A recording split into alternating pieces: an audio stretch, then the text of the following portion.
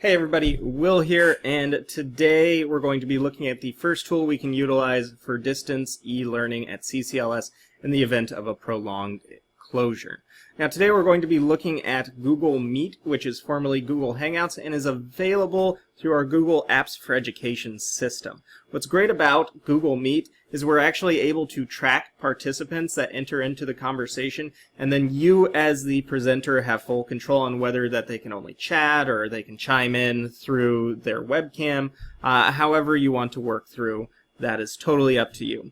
Now the best part about using Google Meet is we can do live instruction of different things. So if we wanted to, we could use the Christian Character Formation Project, and we can use all of those lessons already set up and then have that as a way to engage our students still on a regular basis, as well as track attendance of students who are actually logging in and using the system. So let's go ahead and take a look at that. The way to access Google Meet is if you open up your web browser. I'm using Google Chrome, but any web browser works, and you go to the Google Start page, or if you're in your Gmail as well, you're really just looking for your Google Apps option right here. So click on Google Apps and then scroll down until you see Meet. Once you click on that, it's going to take you to this web page. You can also enter into the URL meet.google.com. It will do the same thing. And on this page, you can see that you can either start a new meeting directly, or you can schedule meetings in advance if you wanted to, which is a great way to just have a little bit of accountability for yourself, so you're able to know that you're logging in every day at, say, like 9 a.m., and the students know that as well. They'll also receive an invite in their Gmail for that, that you, of course, have sent them, and then they're able to log in, and they just have a record in their calendar of that as well. Let's go ahead and click Start a New Meeting. So when I click Start a New Meeting, it's going to give you this screen here, and it's going to let you go through some of the settings. You can turn on captioning, which is pretty cool, one of the features I like about Meet here. So maybe you have a student that's in too much of a noisy environment, or maybe their speakers are broken. The live captioning tool will actually allow them to still access the content and see what you're saying. Over here in settings, if you click that, this is where you have the ability to change your audio and video settings.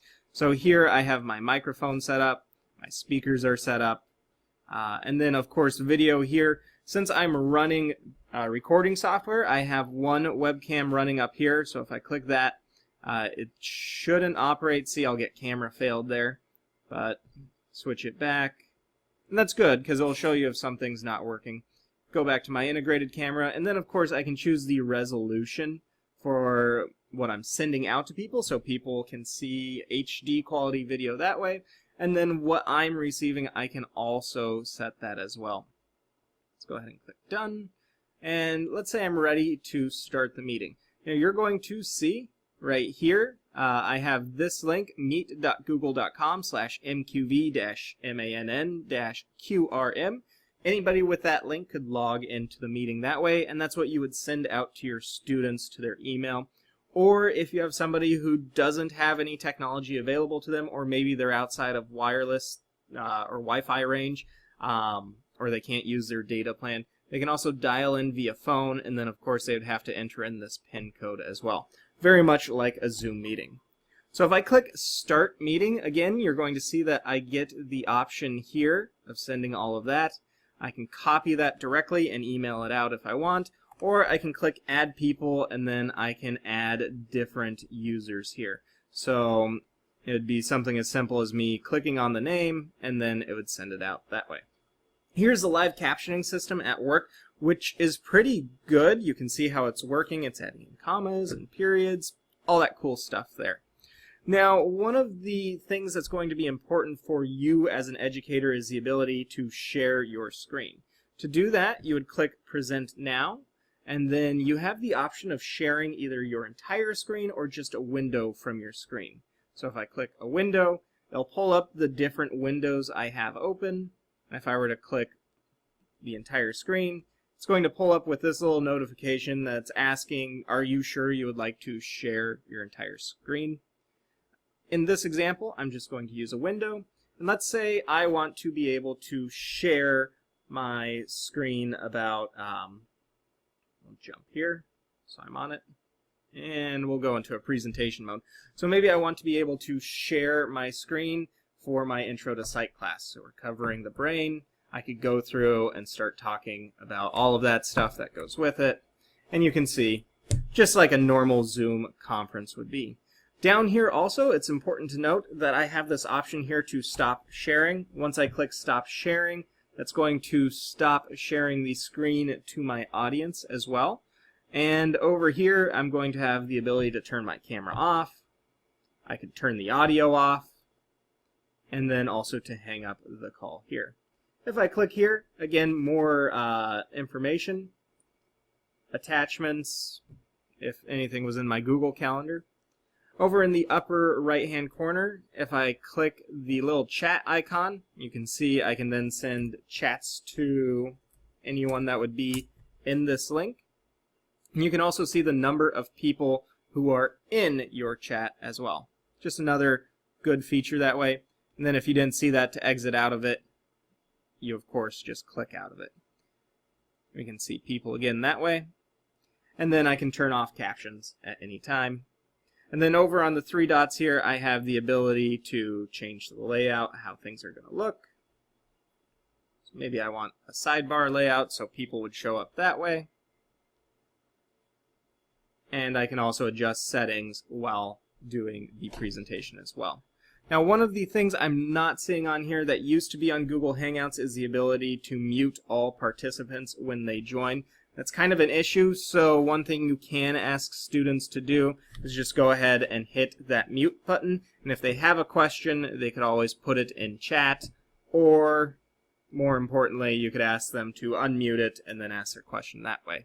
The other thing I'm seeing here is policing chat. It's going to be rough the first few times that we use this feature and show kids how to do that, so we might need to create some sort of incentives for good behavior. Just something to keep in mind and something that you might want to start thinking through if we have to go through this issue. To end your presentation, just hit that end button. It'll ask you to rate it. It was super good. I was talking to myself. And then, of course, I can go in and view different analytics for people. Oh, wrong one. So the analytics here is just this little line graph. If I were to click that, I can see that I was in a quick meet. I can view the participants, how everyone was doing, just some metrics here, which I think are important. If you're finding that you're like having a really like choppy meeting, you can actually go in and see who was causing that, who was causing frame rate loss, who was uploading too much stuff. Just certain things like that, and then you can address it with that student at the time. You can also see all the participants over here. I go back here. I can also take a look at all of the participants that entered into, there we go, entered into any of the chats as well.